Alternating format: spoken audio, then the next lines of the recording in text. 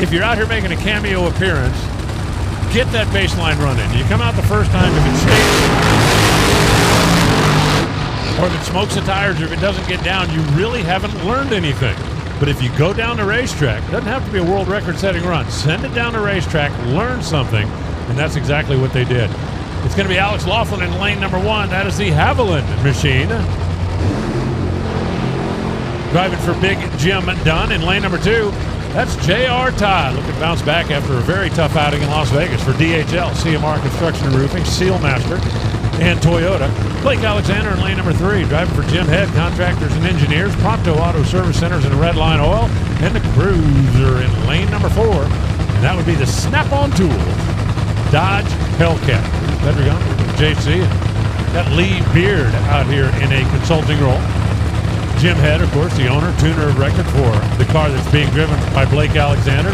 JR, the Yeller Feller.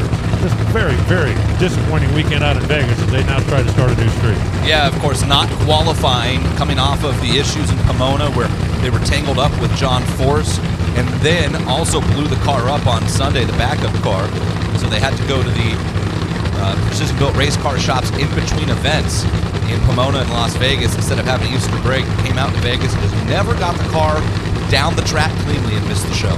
Now, they did stay and test, made a number of runs on Monday after Vegas to try to get a little bit more comfortable. Oh, what it would mean to them is to get a good, clean run here in round number 1 and take the pressure off.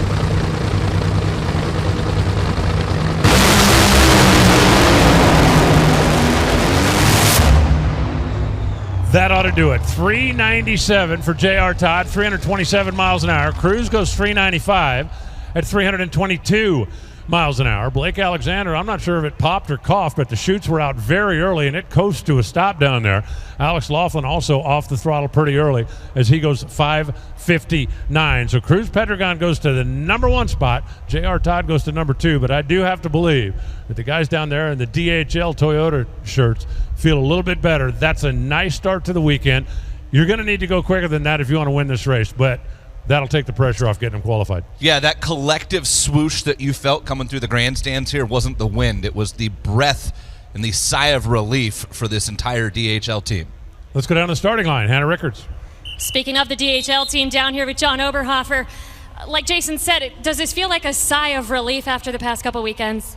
Yeah, absolutely. Todd and I were talking about we were happy if it ran a 4 flat, so the guys can't express how much work the guys did. They drove 5,000 miles, in 1 week because the guy drove over our car. So, we've just been working our ass off, and hopefully everybody appreciates how hard we've been working. We didn't qualify the last race, but we've been busting our butts, and everybody, I'm just happy to see it go A to B for them.